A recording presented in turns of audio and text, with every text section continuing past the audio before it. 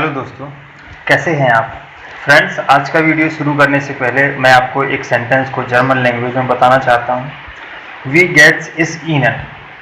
We gets इस ईनन इसका मतलब है कि कैसे हैं आप।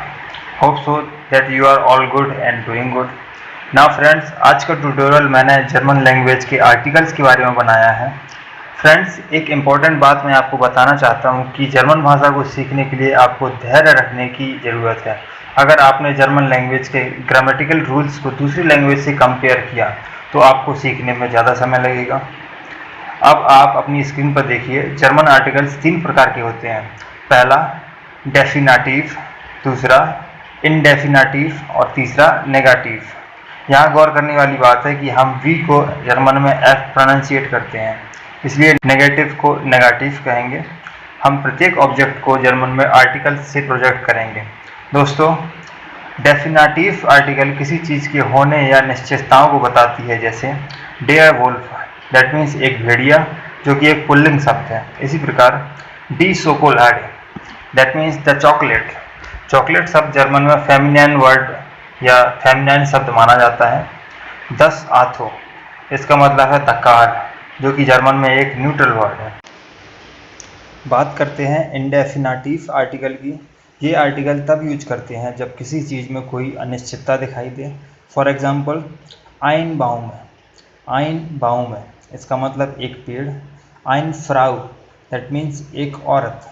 और आइन फराड, आइन फ्राड, जिसका मतलब होता है कि एक साइकिल, लेकिन साइकिल एक न्यूट्रल वर्ड है, इसलिए यहाँ आइन का प्रयोग किया गया है। दोस्तों, इन तीनों शब्दों की एक ही मतलब निकलता है, लेकिन इनका यूज ऑब्जेक्ट को देखकर किया जाता है। वो मैं आपको इसी लेक्चर में बताऊंगा। बात करते हैं नेगेटिव आर्टिकल्स की। तो ये आर्टिकल तब यूज करेंगे जब कोई वहाँ ना हो या मना करने के लिए, जैसे वहाँ पर कोई साइकिल नहीं है। डा गिब्ट्स काइन फराड, वहाँ पर कोई साइकिल नहीं है। अब बात करते हैं कि कैसे पता चलेगा कोई शब्द मस्कुलाइन, फेमिनाइन या न्यूट्रल जेंडर का है। जिन नाउन्स की एंडिंग में ये वर्ड्स आएँ तो वो मस्कुलाइन जेंडर में आते हैं, जैसे इंट, ऑयर, इस्ट।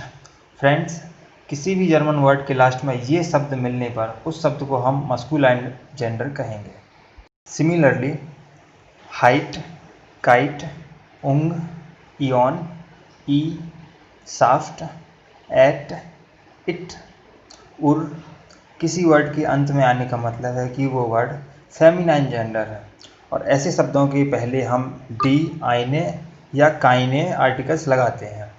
बात करते हैं चैन, जोइक, लियन, मेंट, की। तो अगर कुछ शब्दों के अंत में आपको ये वर्ड मिले तो आप उन्हें न्यूट्रल जेंडर मानेंगे। फ्रेंड्स, एक और बात मैं आपको बताना चाहता हूँ कि अगर आपको कोई भी जर्मन वर्ड याद करना है तो उस शब्द को हमेशा आर्टिकल के साथ याद रखें, क्योंकि ऐसे याद रखने में आपको उस शब्द के जेंडर के बारे में भी याद रहेगा। जैसे हैंडी को हम सिर्फ हैंडी नहीं बल्कि दास हैंडी याद करेंगे, जिसका मतलब होता है द मोबाइल। दैट मीन्स कि मोबाइल एक न्यूट्रल जेंडर है। तो दोस्तों, ये था हमारा आज का ट्यूटोरियल, जिसमें मैंने आपको जर्मन आर्टिकल्स के बारे में बताया। मैं आपके लिए ऐसे और ट्यूटोरियल लाता रहूँगा। Till then, be happy and keep learning. Thanks.